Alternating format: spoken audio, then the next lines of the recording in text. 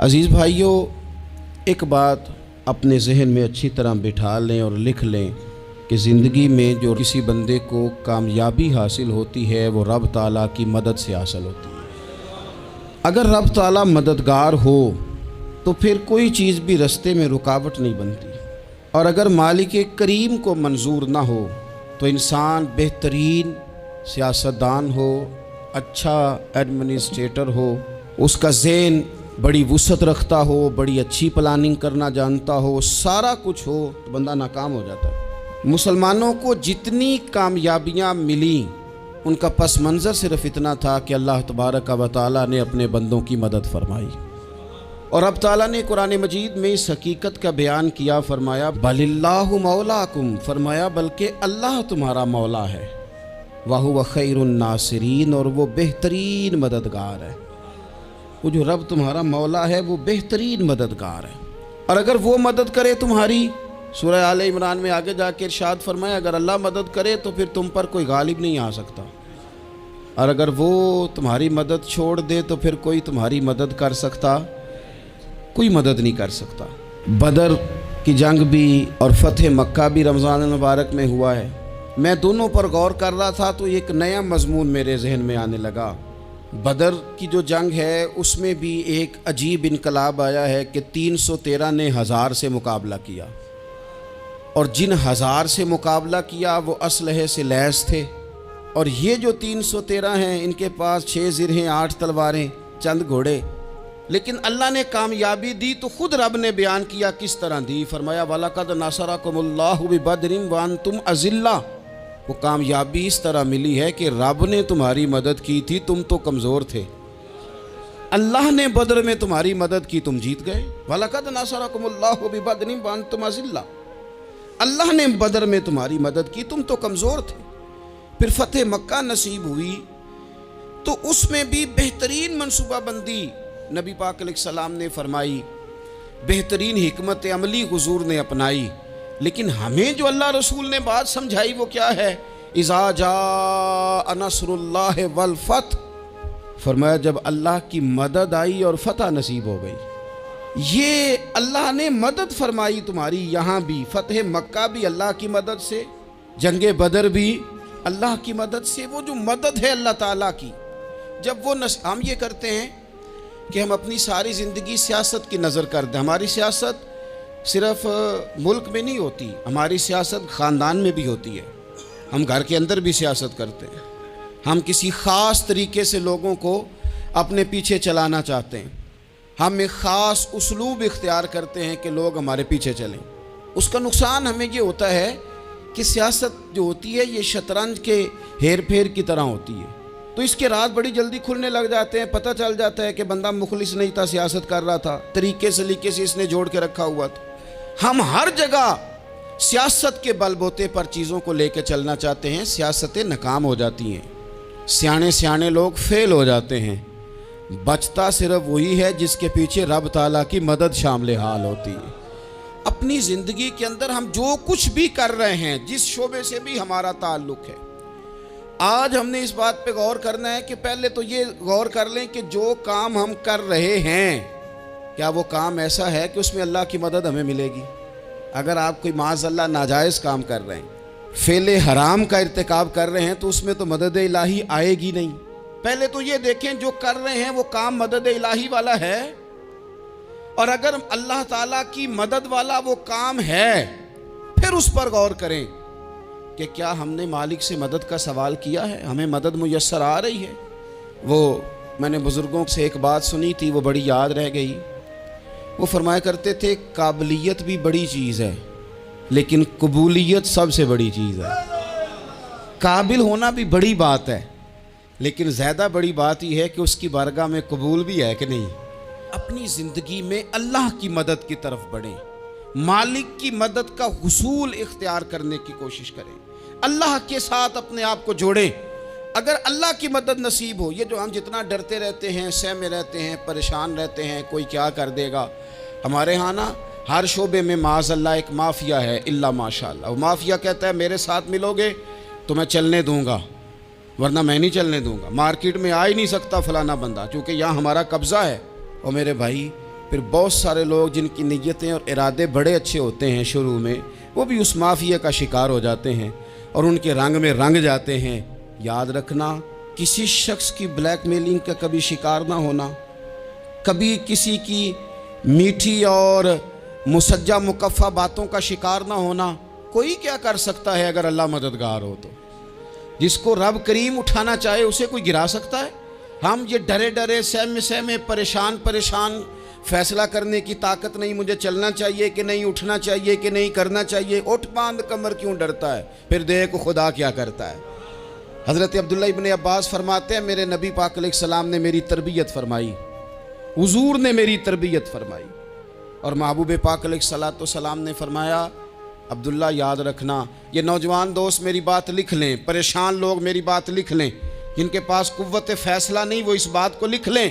حضرت عبداللہ ابن عباس فرماتے ہیں میرے نبی پاک علیہ السلام نے مجھ سے فرمایا تھا عبداللہ سن، اگر ساری دنیا مل کے تیرا کوئی نفع کرنا چاہے کر نہیں سکتی جب تک میرے رب کی رضا نہ ہو، اور فرمایا ساری دنیا مل کے تیرا کچھ بگاڑنا چاہے تو عبداللہ بگاڑ نہیں سکتی جب تک رب کریم کی حکمت کا تقاضا نہ ہو۔ لوگوں سے ڈرنا، لوگوں کی طرف دیکھنا، ماحول دیکھ کے اپنے راہ کا تعین کرنا، ہر بندے کے خیالات کے مطابق ڈھلنے کی کوشش کرنا، فلانا نہ ناراض ہو جائے، فلانا نہ ناراض ہو جائے، وہ جس نے ہونا ہو جائے، بس رب رسول ناراض نہ ہو۔ اپنی زندگی میں اپنے مالک کو مولا جان کے، بل اللہ مولاکم، اللہ تمہارا مولا ہے، وَهُوَ خَيْرُ النَّاصِرِينَ، وہ بہترین مددگار ہے۔ توجہ جب بھی کریں رب کی جانب کریں، اپنے دل کا قبلہ درست رکھیں، سوچوں کے زاویے سیدھے رکھیں۔ میرے بھائی، مالک جب بندوبست کر دے نا، جب مالک بندوبست کر دے، پھر ایسا بندوبست کرتا ہے کہ لوگوں کے پاس نا چارہ نہیں رہتا۔ حضرت مریم رضی اللہ تعالی عنہا پاک باز تھیں، مسجد میں رہی تھیں، پر مالک کی حکمت کے تقاضے بڑے عجیب ہے نا۔ پھر جناب مریم کو اللہ تعالیٰ نے بغیر شوہر کے اولاد عطا کر دی۔ یہ بات ہی ایسی تھی، وہ کسی نے کہا تھا کہ مخلوق تو فنکار ہے اس درجہ کے پل بھر میں، سنگے در کعبہ سے بھی اصنام تراشے، تم کون ہو کیا چیز ہے داغ کبابی، لوگوں نے تو مریم پہ بھی الزام تراشے۔ تو لوگوں نے کہا کدھر سے لے آئی بچہ، تیرا باپ تو ایسا نہیں تھا، کہاں سے لے آئی؟ اللہ کرے میں آپ کو سمجھا سکوں، ذرا اپنے آپ کو وہاں کھڑا کریں کہ ایک پاک باز عورت، پاک باپ کی بیٹی، طیب ماں کی بیٹی، اور اللہ کے گھر میں پرورش پانے والی خاتون، ایک وہ وقت اور ایک یہ وقت کہ اس عورت کو کٹہرے میں کھڑا کر کے پوچھا جا رہا ہے کہ معاذ اللہ تیری گود میں بچہ جائز نہیں ہے، کہاں سے لائی ہے؟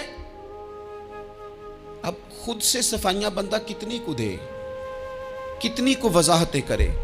اور میں نے تو اپنی زندگی میں دیکھا ہے زیادہ وضاحت دینے والے کو بھی لوگ جھوٹا سمجھنے لگ جاتے ہیں، زیادہ وضاحت دینے پر بھی لوگ کمزوری کا اظہار سمجھتے ہیں کہ کمزور پڑ گیا ہے۔ آپ صلح کی کوشش کرتے ہیں، سامنے والا بزدل سمجھ لیتا ہے، زیادہ وضاحتیں بھی کمزور کر دیتی ہیں۔ اب حضرت مریم کو کٹہرے میں کھڑا کر کے کہا بچہ کس کا ہے؟ تو پھر خدا بندوبست جب کرے، اللہ جب مددگار ہو، تو پھر حضرت مریم کی گواہی درختوں سے نہیں دلوائی، اس نے پتوں سے نہیں دلوائی، پھر فرشتے نہیں بھیجے۔ حضرت مریم کہنے لگی مجھ سے نہ پوچھو، وہ جو پنگوڑے میں ہے اسی سے پوچھ لو، ان سے پوچھو نا، وہ کون ہے پوچھ لو، ان سے کر لو سوال۔ انہوں نے کہا پنگوڑے میں چند دنوں کا بچہ، یہ جواب دے گا؟ مددگار تھا رب،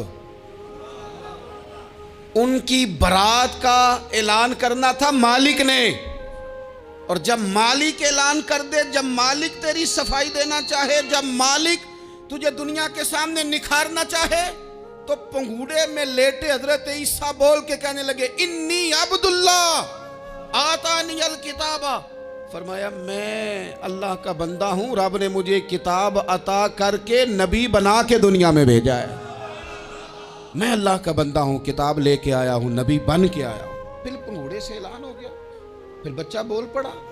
اور یہ ایک دفعہ نہیں بات ہوئی، یہ بنی اسرائیل میں ایک جریج نام کے شخص بھی تھے جو نماز پڑھ رہے تھے، بعض نے لکھا ہے نفل نماز تھی، اماں نے پکارا تو آئے نہیں، تو ماں کے منہ سے نکل گیا تو اتنی دیر تک مرے گا نہیں جب تک کسی بے حیا عورت کا منہ نہ دیکھ لے۔ تو وہ عبادت گزار تھے، لیکن لوگوں نے ان کی عبادت، ریاضت، پرہیزگاری کو نہیں دیکھا، بس ایک عورت کو بھیج کے الزام لگوا دیا۔ وہ عورت آیا جایا کرتی تھی، اب آ جاتی ہیں عورتیں، مسئلہ پوچھنے کی نیت سے بھی آ جاتی ہیں۔ ماحول میں کچھ جگہ ایسی بھی ہیں جہاں عورتیں دم کرانے کے بہانے آ جاتی ہیں۔ وہ خاتون آتی جاتی تھی اس خانقاہ پہ، آستانے پہ، یہ بخاری میں موجود ہے، پر اس نے کہا میری گود میں جو بچہ ہے یہ انہی کا ہے۔ مجھے بتائیں کیسے بندہ وضاحت دے؟ حالات خراب ہو گئے، لوگ کٹیا جلانے لگے، ماحول اور طرح کا بن گیا۔ میرے نبی پاک علیہ الصلوۃ والسلام فرماتے ہیں پھر اس رب کے بندے نے کہا مالک تو کریم ہے، تیری مشیت کا تقاضا آیا جو میری ماں نے جملے بولے تھے، پر اب میں وضاحت دینے کے قابل نہیں رہا، اب تو ہی کرم کرے گا تو دروازہ کھلے گا۔ تو وہ چند دنوں کا بچہ پنگوڑے میں بول کے کہنے لگا میں اس درویش کا نہیں، میں تو فلانے چرواہے کا بچہ ہوں، وہ جو بکریاں چراتا ہے۔ رب کی مدد کو پکاریں، اپنے ساتھ اپنے مالک کی مدد کو شامل کریں، تھوڑے رزق پر بھی گزارا اچھا ہونے لگ جائے گا۔ سارے لوگ آپ کو گرانے کی تدبیریں کر رہے ہوں گے اور مالک آپ کو عزتیں عطا فرما دے گا، اس کی بارگاہ سے حکمت کا تقاضا اور ہو جائے گا۔ ہم نے ساری زندگی لوگوں کو راضی کرنے میں گزار دی، ساری زندگی بڑھاپا آ گیا بچوں کو پالتے، اور بچوں نے آخری عمر میں کہہ دیا ابا اگر کوئی ڈھب کا کام کر لیتے تو آج ہمارے دن بھی پھر نہ جاتے۔ ساری زندگی گزار دی بہن بھائیوں کو راضی کرنے میں، ساری زندگی گزار دی ذمہ داریاں اٹھانے میں، ان کو 99 دفعہ دیا، ایک دفعہ نہیں دیا تو انہوں نے کہہ دیا تو نے تو کبھی دیا ہی نہیں، تو تھا ہی نہیں۔ ساری زندگی محلے داروں، علاقے والوں کو راضی کرنے میں گزار دی، اور میں نے ایسے لوگ بھی دیکھے دین کے لیے وقت گزارا، لیکن جب بڑھاپے میں دانت کام نہ کرتے تھے تو وقت کے مفتیوں کو بھی مسجدوں کی کمیٹیوں نے کہہ دیا اب آپ کی سمجھ نہیں آتی، ہم نے خطیب کو یور رکھنا ہے، نہ دیکھو دنیا کی طرف، دنیا رلا دیتی ہے، نہ راضی کرو بندوں کو، بندے تھکا دیتے ہیں، نہ پیچھے بھاگو ہر وقت دنیا داروں کے، یہ انسان کو کمزور کر دیتے ہیں، وہ تو کریم ہی بڑا ہے، 2 آنسو زمین پر بعد میں گرتے ہیں، بندے کے گناہ سارے پہلے معاف فرما دیتا ہے۔ اللہ کی مدد کا حصول، اپنے مالک کی مدد کی طرف بڑھنا، آپ کو بدر کی جنگ بھی یہی درس دے گی، آپ کو احد کا میدان بھی یہی سبق دے گا، فتح مکہ بھی یہی سبق دے گا۔ میرے دوستو جب رب مدد فرمائے، جب اللہ مددگار بنے، دوستوں سے ایک بات اکثر کرتا ہوں، میں کہتا ہوں کہ جتنے درد سے آپ امیر کو اپنی کہانی سناتے ہیں نا، اور جس طرح آپ کے آنسو بات کرنے سے پہلے گر جاتے ہیں کہ غریب ہیں، بچیاں ہیں، کاروبار نہیں، او میرے سنگیو، اس سے آدھے آنسو اپنے رب کی بارگاہ میں بکھیرو، اس کے حضور عرض گزار ہو جاؤ، اس سے طلب کرو۔ ایک وقت انسان پر زندگی میں ایسا آتا ہے کہ اسے یوں محسوس ہوتا ہے کہ میرا سایہ بھی ذرا سا پیچھے ہٹ گیا ہے، اسے یوں لگتا ہے کہ میں کسی سہارے پہ ہاتھ ڈالتا ہوں تو وہ بھاگ جاتا ہے مجھ سے، لیکن مالک کی بارگاہ ایسی عظیم بارگاہ ہے، رب رسول کے آستانے اتنے بڑے ہیں کہ آپ جب وہاں کشکول طلب دراز کرتے ہیں تو جھولی پھیلانے میں دیر لگتی ہے، ان کو بھرنے میں تو کوئی دیر نہیں لگتی۔ ہم نے اپنا سوچ کا قبلہ ہی دنیا کو بنا لیا ہے۔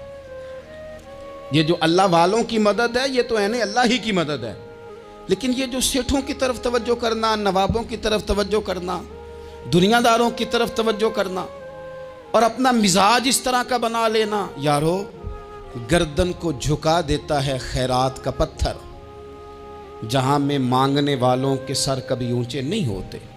اور اقبال کہتے ہیں غیرت ہے بڑی چیز جہان تگ و دو میں، پہناتی ہے یہ فقر کو تاج سردارا۔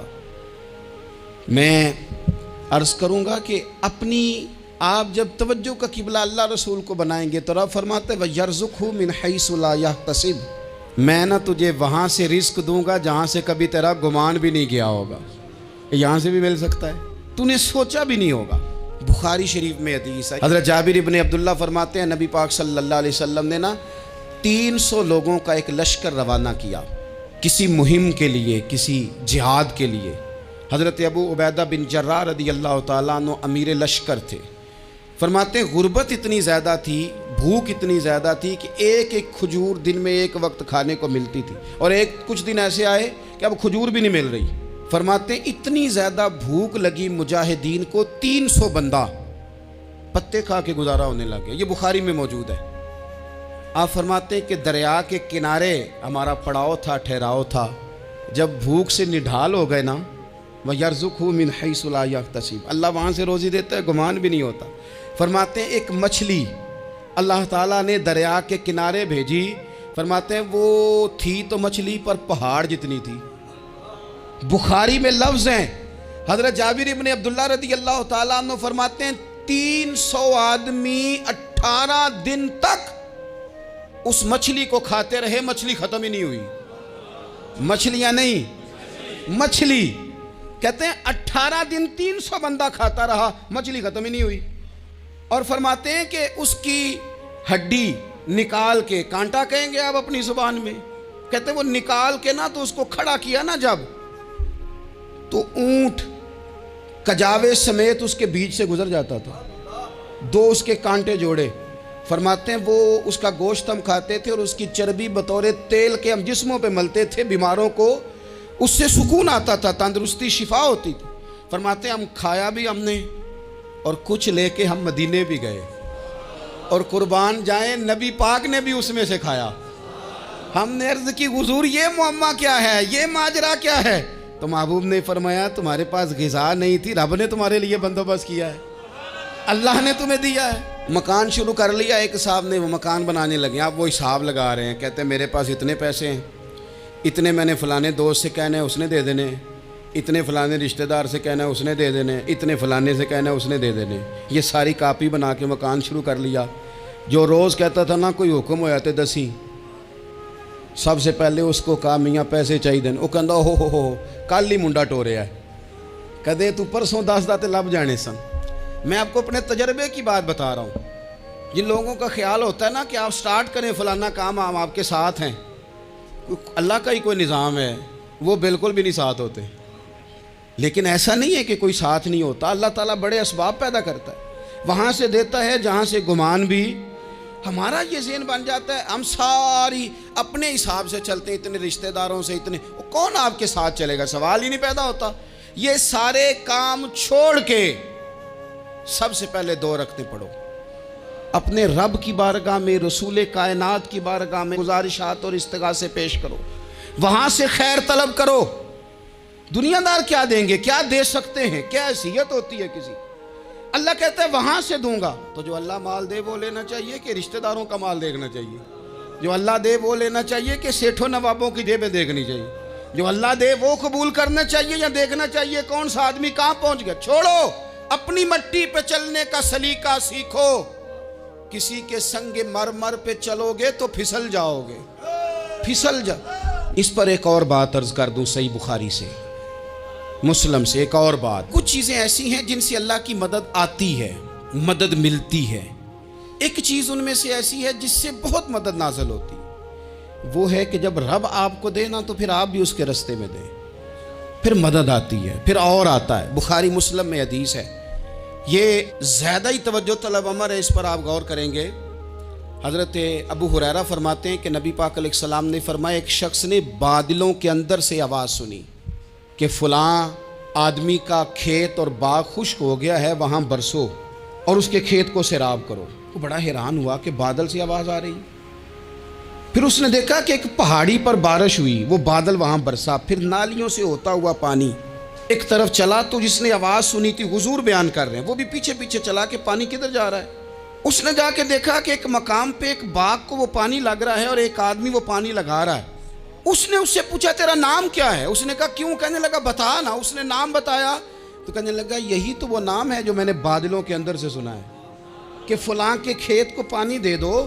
اس نے کہا یار تو کیا عمل کرتا ہے کہ اسپیشل تیرے لیے بارش برسے؟ یہ بخاری پڑھ رہا ہوں، سیاستہ سے حدیث عرض کر رہا ہوں. اس سے پوچھا تو کیا کام کرتا ہے کہ جناب اللہ تبارک و تعالیٰ کا حکم کرم آیا کہ خاص تیرے لیے پانی برسے اور تیرے کھیت کو سیراب کرے؟ تو اس نے کہا چھوٹا ذمہ دار ہوں، پر جب فصل اگتی ہے تو 3 حصے کرتا ہوں، ایک حصہ اپنے بال بچوں پہ، بہن بھائیوں پہ خرچ کرتا ہوں، ایک حصہ پورا، اور ایک حصہ دوبارہ کاشتکاری پہ لگاتا ہوں، اور تیسرا حصہ خالص میں نے مسکینوں، یتیموں اور غریبوں کے لیے رکھا ہوا ہے۔ وہ جو تیسرا حصہ، اللہ کرے آپ سمجھیں، وہ رب کے بندوں پہ تیسرا حصہ خرچ کرتا ہے نا، تو کریم مالک نے فرمایا جہاں سے غریب کا حصہ جاتا ہے وہ کھیت خشک نہیں رہنا چاہیے، وہ جہاں سے مسکین روٹی کھاتے ہیں وہ خشک نہ رہے، جہاں سے یتیموں کو کچھ آتا ہے کہیں اس کی فصل رہ نہ جائے۔ میں اور آپ بھی اگر اپنے مال میں مسکینوں، یتیموں، غریبوں کے حصے رکھ لیں گے تو فصلیں خشک نہیں رہیں گی، ان کے اندر تازگی آئے گی، نور آئے گا، کرم آئے گا، خاص کر خدا کی رحمت برسے گی۔ مدد اللہ سے چاہیں، اپنی توجہات کا مرکز رب رسول کی ذات کو بنائیں، پھر آپ محسوس کریں گے کہ بڑی جلدی اللہ تعالیٰ کی مدد آنے لگی ہے۔